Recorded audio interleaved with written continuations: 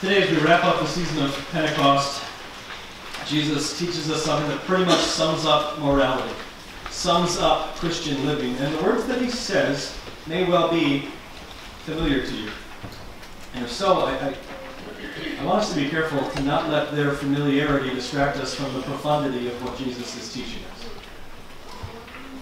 The passage breaks up pretty nicely into three parts, and so that's how we'll look at it. Verse 28, we see a question in which is revealed the problem that we all have. And then verses 29 to 31, Jesus Christ talks about the life that we all need.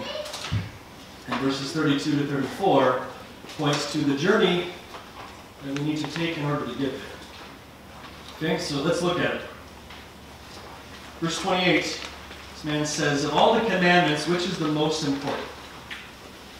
Now look carefully at who said that? Right? Who is this guy? Who's asking this? Who's saying this?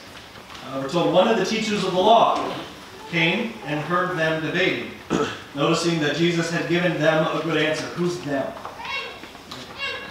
This teacher of the law is noticing the answer that Jesus just gave to liberal Sadducees who didn't believe in the afterlife, they didn't believe in the supernatural, and Jesus has just done a brilliant job of refuting them using words of Moses from the Old Testament, where God is referred to as not the God of the dead, but of the living. For to God, even the dead are living. And this guy, seeing this, he's this law expert. He's not a Sadducee, so he's kind of an opponent to the Sadducees, so he's glad to see them shut down. This guy's a teacher of the law, it says, so he's a Pharisee. Not all Pharisees were teachers of the law, but all teachers of the law were Pharisees. The Sadducees were the religious liberals of the day, and the Pharisees are the opposite. They're the religious conservatives of the day, but they're both religious. And they're not Christians. They're not looking to a God who has done it all for them and trusting Him and His promises. They're looking to a God who they want to bless them according to the way that they live. Religious. I'll do this to get blessings from God. That's the religious mindset. So you've got liberal religious people and conservative religious people, and here they are. This guy is a teacher of the law, and so he poses a question to Jesus that had been kind of a hot topic, it seems, a debated question amongst the religious scholars of the day. The question is, what's the most important commandment? He seems to be asking Jesus, legitimately not challenging him, just wanting his take. Jesus, help us focus our priorities and our efforts on something achievable, something viable, something doable. What's the most important one? Right? What's the basics? Which commandment is most absolutely necessary? Where should we all make sure that we start? What's the main thing that needs to be done? And that's the problem. That's the question, and that's the problem. Because God has commanded to be perfect. Love, and be perfect as I, the Lord your God, am perfect. And yet, naturally, by nature, not only do we not know, or not only can we not do what we need to do, we don't even know what it is. And yet, we keep looking to ourselves to get it done. I think the religious mindset is a natural mindset. The sinful nature mindset. What do I got to do? Right? The opinion of Leviticus, the opinion of the law. Give and take. If I do something for you, God, you do something for me. That's not a God of grace. Trying to make it fair isn't a good idea. But it's the mindset that's there. In all of us, naturally, that's the problem. We can't do it, but we're still looking to ourselves to get it done. So what does Jesus say? In his answer, Jesus completely redefines the motive for morality, the motive for law-keeping, the motive for Christian living. And he doesn't really give an answer of any one particular commandment. He doesn't say, number 4. He says something that sounds similar to the first commandment, which makes sense, but he doesn't say the first commandment. He instead, because he's not going to say that any one commandment is more important than another. So instead he quotes Deuteronomy 6:5, love the Lord your God with all your heart, all your soul, all your strength. And he quotes Leviticus 18:19, and love your neighbor as yourself. And he says, this is what the law is all about. He's not playing into their hands and saying, this is the most important commandment, make sure you obey this one and you can forget about all the rest. He's also not saying, just be loving and forget all the rules. No, he's saying that until you understand that everything in the law is all about loving God, and that love is given definition by the law and by God, then you're never going to understand what God's law is really after. What he's saying is that love defines what it means to live lawfully. So let's look at a few commandments. You shall not murder. The negative connotation of the law, the do not, is do not harm people. But really the point of the law is help people. Another, you shall not commit adultery. The point of the commandment is to be an absolutely loving spouse. You can't really fulfill the commandment as a spouse just by refraining from extramarital affairs, because you are called to be a completely and actively loving spouse. You shall not steal. The point of the commandment is to be gladly generous. They're all about love. And therefore, if you would say that you're living lawfully, but you are an ungenerous person, or a cold person, or an unapproachable person, you're not lawful, you're just awful.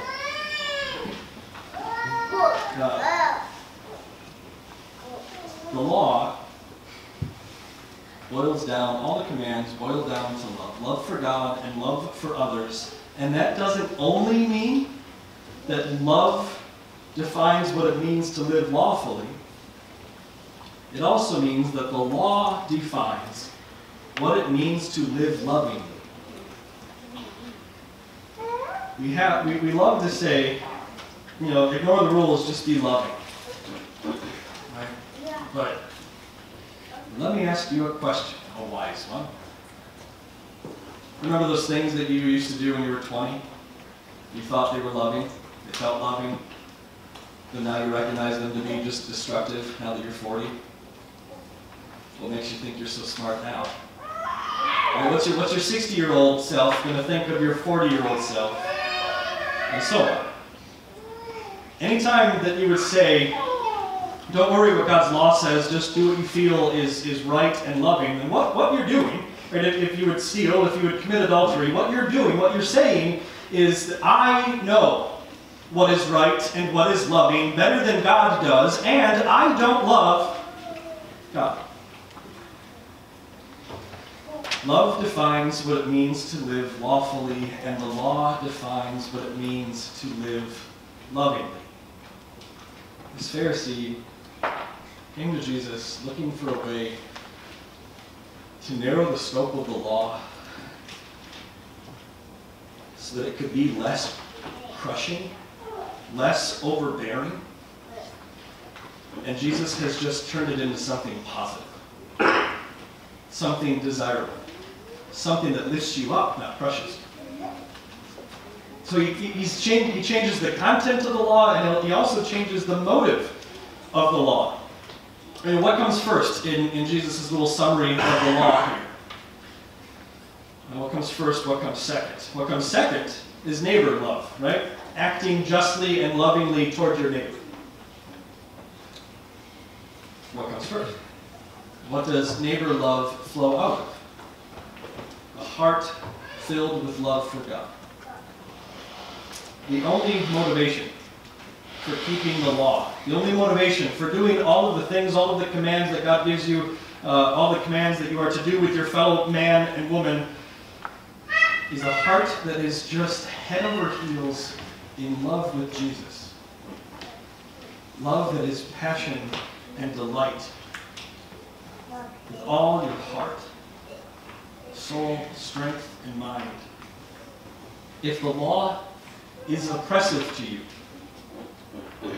then you've already failed. And it doesn't even matter what behavior you engage in. Because if the law is oppressive to you, then you don't love and enjoy God. But if God's law is what you want because you love what God says, then you're already fulfilling it even before you ever do a single thing. If you ever try to get God's love by keeping the law, if you ever try to get other people's love by keeping the law, then you're misusing the law and it's going to be destructive to you. But if you know that you are loved by God and that is the only love that you need, and so you follow to give and not to get, then you are doing what God wants, and His law is good and healthy and life-giving for you and those around you. The religious mindset, the religious approach is keep the law or else God won't let you into heaven. That's fear. Or the religious approach is obey the commandments so that you know you're better than all the sinful people. That's pride. The religious approach says that we obey to get love from God and then bases every act of obedience on fear and or on pride.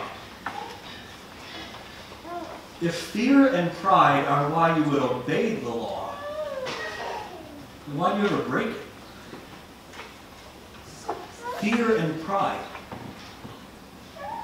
What's going on there? The religious mindset, seeking to follow God's law in order to gain for self. The religious mindset nurtures the root of evil, even in the heart of your devotion. It's self-righteousness. It's not Christian, it's religious hypocrisy. You see it all the time. It's been around for thousands of years.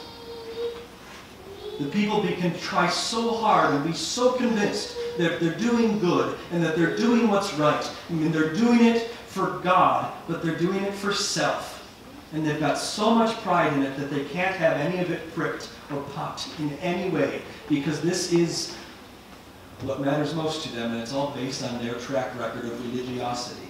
That religious mindset nurtures the root of evil, which is me and my sinful nature, even in the heart of my active devotion. Religious people obey the law out of an empty heart. But a real Christian obeys the law out of a full heart. Jesus says you obey in order to give to God and others, not in order to get from God and others. So how do we get there? This expert in the law says something that shows that he's on the way, that he's taking the first step, and he's on this journey to get there, to leave religiosity and be a Christian. He says, well said. You are right in saying that God is one and there is no other but Him.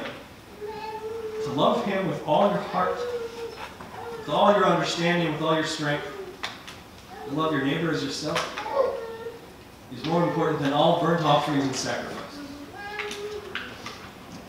Now where'd that come from? Who's talking about offerings and sacrifices? This guy is. In the question. These were the rules. The offerings and sacrifices were the rules that he was doing really well and trying to keep in order to get love from God. But he knows it's a farce. His offerings don't make God love him. God's offering makes us love him. But there's also something in the translation here.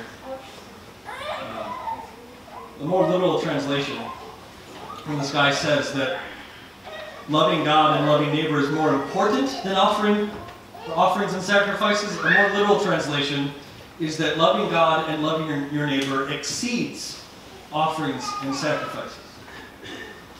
So he's saying, I now see that loving God and loving my neighbor exceeds all the offerings and sacrifices that I could ever make. And that's a big deal for a Pharisee.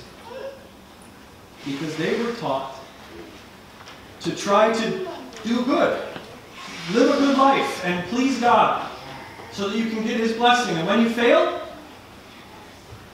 give an offering or make a sacrifice in order to make up for it.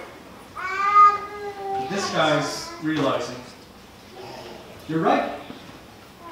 Obviously, this is how we should be living. Obviously, this is how we should be obeying. I'm too selfish. And I can't sacrifice enough to make up for how much I have failed to love God and others. And that's repentance. That's the first step. And Jesus says, you're on your way. You're getting close. It's a process. Keep coming. I'm paraphrasing. And what Jesus actually says is, you are not far from the kingdom of God. What does that mean? You are not far from the kingdom of God. Two things. First, you move. You're not where you started anymore. You're not just a sinful nature. You move. The first step is getting out of being a religiously obedient person who seeks to gain for self, nurturing the roots of evil even in the heart of devoutness to God. The first step out is to admit that you're lost and that you're not doing well. You can't possibly satisfy the law of God. You can't possibly do it. Not any of it. Not far from the kingdom means first, you're on your way, but also you're not there. And that's where it ends. Jesus stops talking to him with that. You're not there. Jesus doesn't give him the next step. He doesn't say, now let me show you how you can experience the grace of God. Well, why not, right? Well, is it something someone can show you in an instant? It's a process.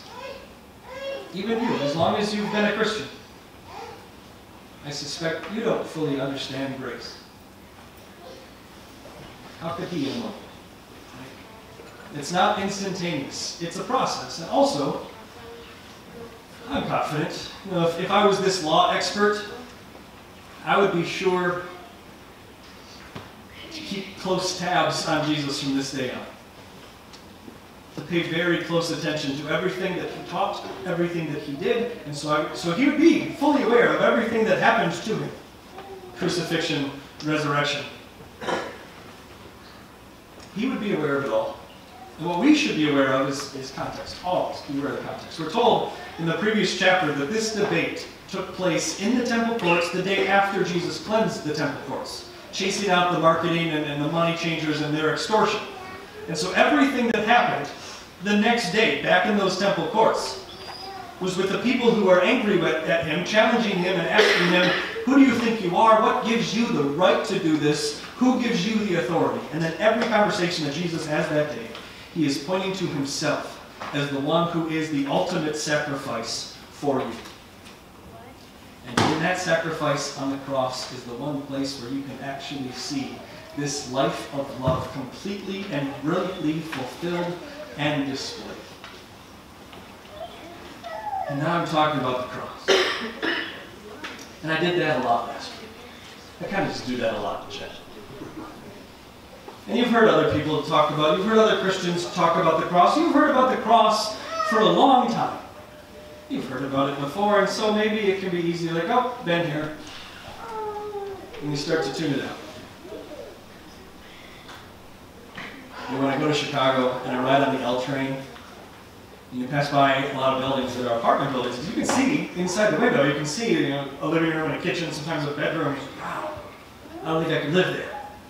I'm 7 feet from that wall. How could you sleep there? How could you live like that? And yet I think if I was inside the apartment talking to the person who lived there, and I said that, how can you live here?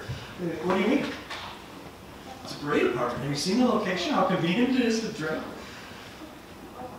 And as the train's going by, like, no, how do you live with that? Like, what? What do you mean? And they don't hear it. They've heard it so many times before that they get used to it. Now they don't even hear it at all. And maybe these words of Jesus about love, maybe talk about the cross, maybe it's something you've heard so many times that now you don't hear it at all. When I started, I said, I don't want the familiarity of what Jesus is teaching us here to distract from its profundity. I think Jesus is sending a freight train through your living room here. Do you notice how the people reacted? When he said, this is how you should live? You should be loved like this. Did you notice? The last verse, realized after this, no one dared ask Jesus any more questions. They weren't excited. They weren't comforted by this talk of love. They weren't uplifted. They were burdened and they were guilty. And they didn't dare. They didn't dare take it lightly. They didn't dare ignore it. And they didn't dare ask him what else he had to say about them. Everyone was petrified. They didn't say, isn't that nice? Love. Thanks, man. No. When he was done, they were dumbfounded. They were shocked. Love the Lord your God with all your heart, with all your soul, all that you are, with all your understanding, with all your mind. Just continue to grasp it and think on it, dwell on it, meditate on it constantly with all your strength. Put effort into it. Don't let go. Recognize that it matters more than anything else that you know. You put effort into your relationships. You put effort into showing people that you love them. Love the Lord your God. And love your neighbor as yourself. Because you're no better than they are. Love. Love. Love defines what it means to live lawfully. The law defines what it means to live lovingly. When Jesus Christ was on the cross, he said, my God, why have you forsaken me? And to every other person, everyone else in the history of the world, God has said, if you love me, if you obey me, I will come to you. But to Jesus, he said, if you obey me, if you go through with this, and you do what I say, if you go to the cross, I will forsake you. I will punish you. I will give you hell for their sake. When Jesus cried, my God, why have you forsaken me? That was his hell. He was experiencing being cut off from God, separation from God, forsaken. God had turned his back on him because he was taking our penalty. And he was in hell. And yet from hell he said, my God, my God. He was loving God, even in the midst of hell. He was loving God not because of what he was getting. He was loving God purely to love God because of who God is. And in that moment, you have the only person who ever has and ever will be who loved God for no profit, for no benefit, but just to love God for God's sake. And he did it all for us. So in that moment, you have the ultimate example of loving God with all your heart, with all your soul, with all your mind, with all your strength. And he loved his neighbor as himself, only because he had made himself my neighbor. And when you see Jesus doing that, dying for you and being your love that exceeds all other sacrifices, trusting him to accept you despite your imperfections and despite your lack of love, knowing him to have fulfilled the law for you by grace, then you can go out and live a life imperfectly obeying the law, imperfectly obeying the law, and yet wholesomely obeying the law. I am more wicked than I ever dared believe. That's the first step. Because of Jesus Christ, I am more loved and accepted and blessed than I ever dared hope.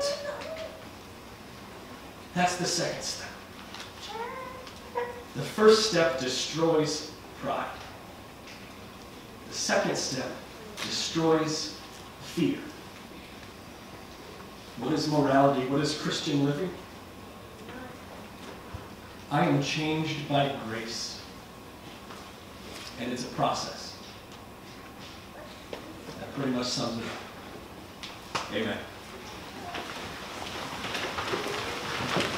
May the love of God, which has begun this good work within us, continue to guard our hearts and minds and carry it out to completion until the day of Christ Jesus. Amen.